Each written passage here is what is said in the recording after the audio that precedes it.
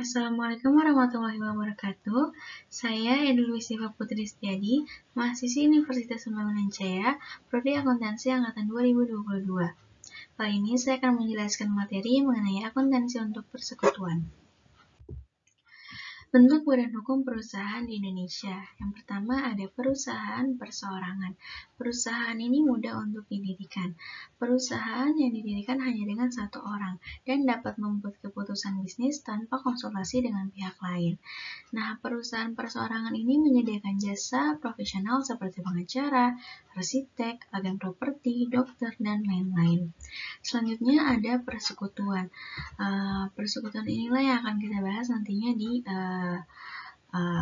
slide selanjutnya.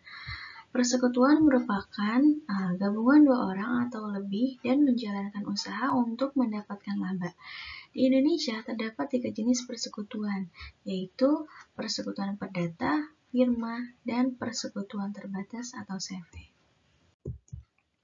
Kemudian di sini ada karakteristik dari perusahaan, perseorangan, dan persekutuan.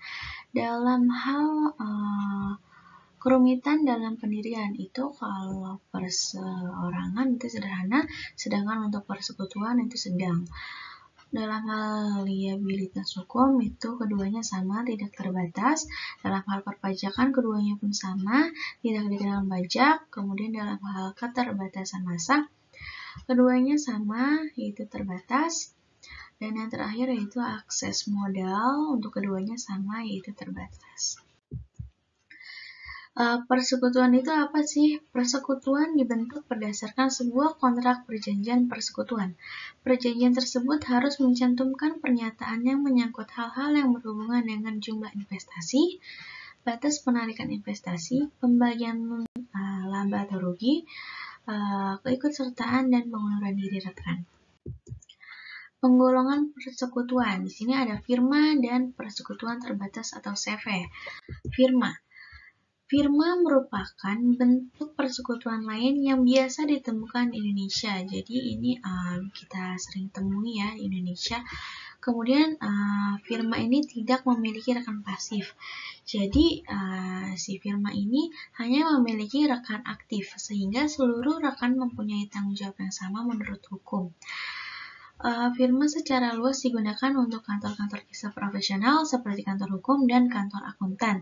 Contoh dari kantor hukum yaitu konsultan hukum dan advokat, kemudian contoh dari kantor akuntan yaitu KAP Morhan dan rekan. Kemudian yang kedua di sini ada persekutuan terbatas atau CV. CV merupakan persekutuan yang terdiri atas satu atau lebih rekan umum atau rekan aktif dan satu atau lebih rekan pasif. Jadi CV ini berbeda dengan firma. Jadi CV ini memiliki dua rekan, yaitu rekan aktif dan rekan pasif.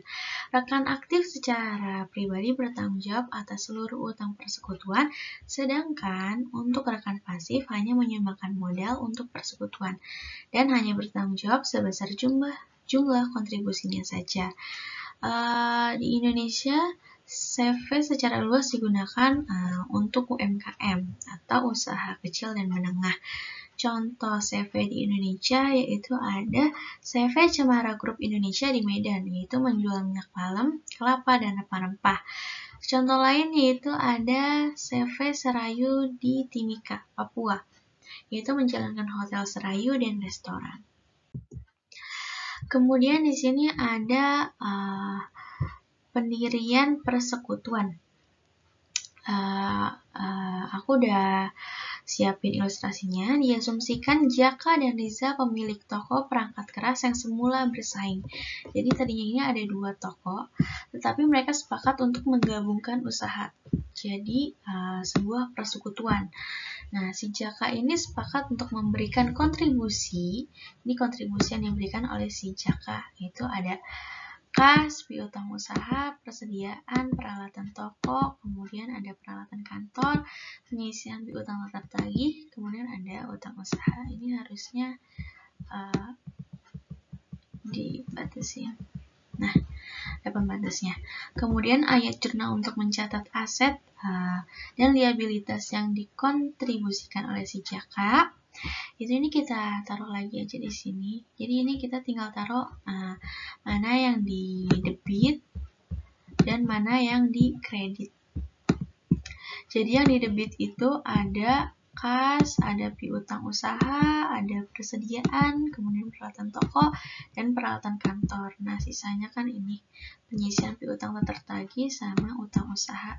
Itu ada di kredit. Nah, nominalnya sama. Kemudian ini modal. Kemudian di sini kita tambahin modal dari si Jaka. Modal Jaka ini 56 juta dari mana sih? Jadi ini kita jumlahin dulu. Tadi udah sempat aku hitung sih, hasilnya itu 60 juta 100. 60 juta 100. 60 juta 100. Kemudian ini kita hitung. Ini hasilnya berapa? Ini tadi udah aku hitung, hasilnya itu 4 juta 100. 4 juta 100. Nah, tinggal dikurang aja. 60 juta 100 dikurang 4 juta 100, hasilnya segini. 56 juta. Jadi hasilnya balance. Kemudian selanjutnya pembagian laba. Pembagian laba atau rugi persekutuan dibagi berdasarkan ketentuan dalam perjanjian persekutuan. Mode umum pembagian laba yaitu yang pertama ada jasa rekan, dan selanjutnya ada jasa rekan dan investasi. Yang pertama di sini ada jasa rekan. Berdasarkan jasa yang disediakan oleh masing-masing rekan kepada persekutuan tersebut. Jasa-jasa ini seringkali diakui oleh rekan sebagai pemberi gaji. Kemudian di sini aku udah siapin ilustrasinya. Diasumsikan bahwa perjanjian persekutuan antara Jenny dan Citra sebagai berikut. Jadi di sini ada tunjangan gaji bulanan dari si Jenny dan Citra. Kemudian nanti ini sisa laba netonya dibagi rata. Nah, itu ada di sini.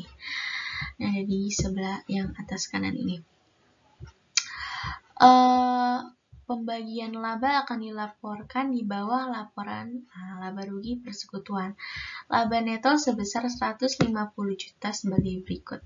Jadi ini laba netonya ditaruh di sini, di pojok sini kanan. Kemudian ini dapat 60 juta dari mana sih? Ini kan tunjangan gaji sebulan, ini tunjangan gaji setahun. Jadi tinggal dikali aja 12, tinggal dikali 12.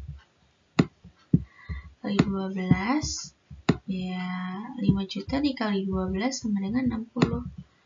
Terus sama yang ini juga 4 juta dikali 12 sama dengan 48 juta. Kemudian di total hasilnya segini, 108 juta. Kemudian ini dapat nominal sisa labanya dari mana sih? Ini. Nah, ini dapat ini tuh dari, kan di sini sudah dijelasin kan. Laba netonya itu 150 juta. Jadi tinggal kita ini aja, selisih dari 150 juta sama 108 itu berapa? Pokoknya kan 108 ditambah berapa yang hasilnya 150. Berarti kan tinggal 150 dikurang 108, yaitu hasilnya 42 juta. Dan tinggal 42 juta dibagi 2 sama dengan 21 juta. Jadi dibagi rata sisa labanya. Kemudian jangan lupa ini ditambah. Ini ditambah. Ini yang ini juga ditambah ya, yang si Citra. Jadi 81 sama 69 juta. Ayat jurnal penutup digunakan untuk mencatat pembagian laba neto sebagai berikut. Ikhtisar laba ruginya 150, ini dari ini nih, dari yang sini laba netonya. Terus modal si Jenny 81 juta itu dari yang ini.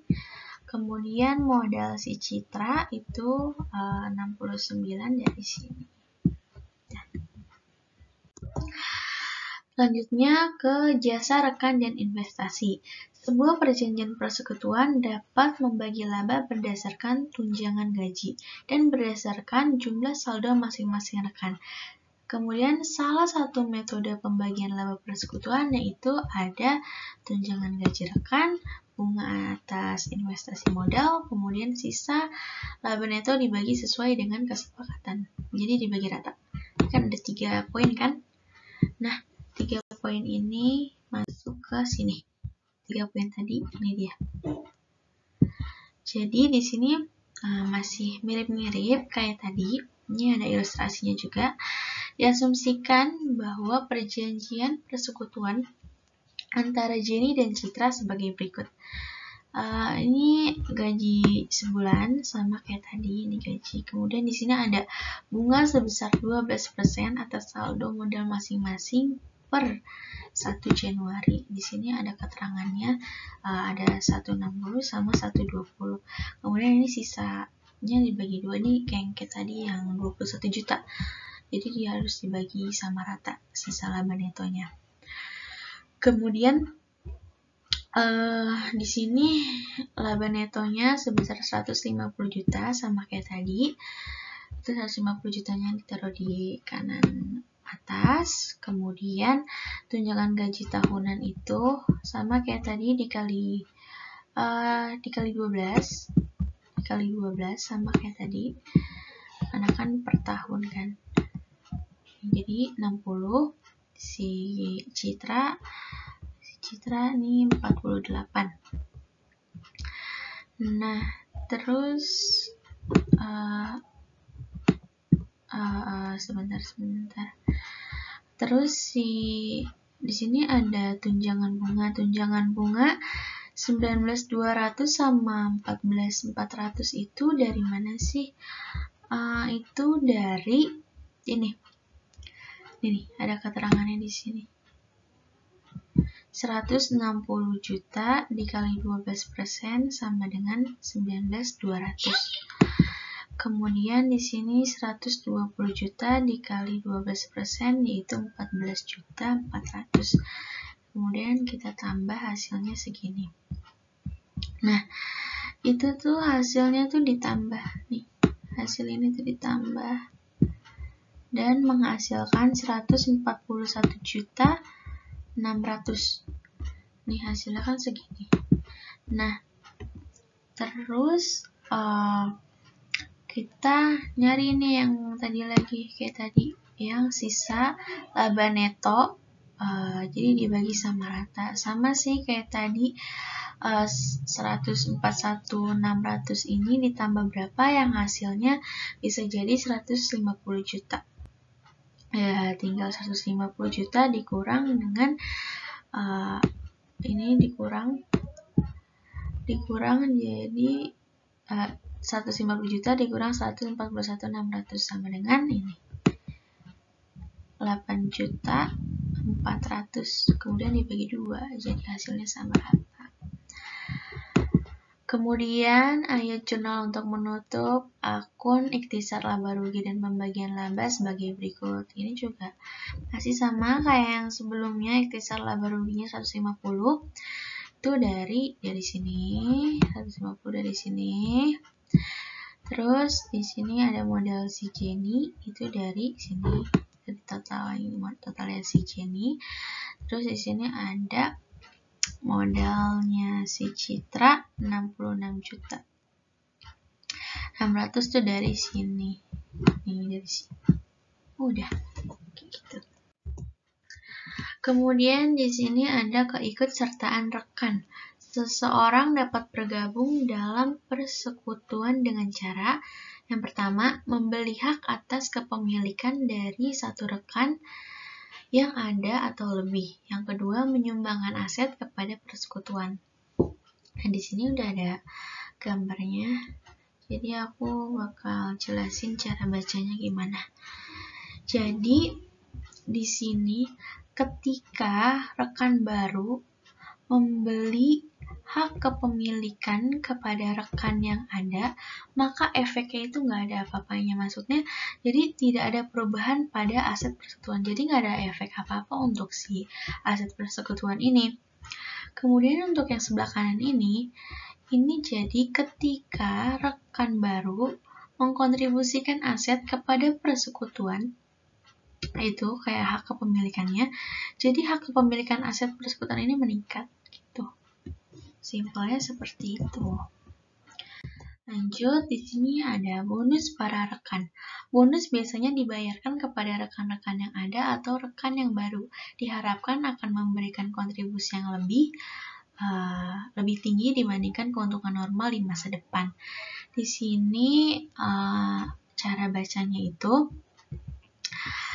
rekan yang ada mendapatkan bonus ketika rekan baru menerima hak kepemilikan lebih kecil dari jumlah yang dibayarkan. Nah, sebaliknya rekan baru mendapatkan bonus ketika si rekan baru ini menerima hak kepemilikan lebih besar dari jumlah yang dibayarkan. Simpelnya seperti itu. Selanjutnya, likuidasi persekutuan. Saat persekutuan mengakhiri usaha, biasanya akan dilakukan penjualan aset, pembayaran ke kreditor, dan pembagian sisa kas atau aset lainnya ke rekan-rekan persekutuan. Proses inilah yang disebut likuidasi persekutuan. Jadi, langkah pertama itu menjual aset persekutuan yang disebut sebagai realisasi. Nah, yang kedua ini pembagian laba atau rugi. Nah, pembagian laba atau ruginya yang diperoleh dari realisasi ini berdasarkan rasio pembagian. Nah, kemudian langkah ketiga ini membayar liabilitas, yaitu membayar klaim kepada kreditor menggunakan kas dari perusahaan, dari persekutuan tersebut. Kemudian langkah keempat yang terakhir pendistribusian kepada para rekan. Jadi membagi sisa kas kepada para rekan dari saldo akun modal yang tersedia. Seperti itu. Kemudian yang di sini ada analisis dan interpretasi keuangan, pendapatan per karyawan. Pendapatan per karyawan dapat digunakan sebagai ukuran efisiensi persekutuan dalam menghasilkan pendapatan. Rasio tersebut dihitung sebagai berikut. Jadi pendapatan per karyawan sama dengan pendapatan dibagi jumlah karyawan. Sekian penjelasan dari saya, kurang lebihnya mohon maaf. Wassalamualaikum warahmatullahi wabarakatuh.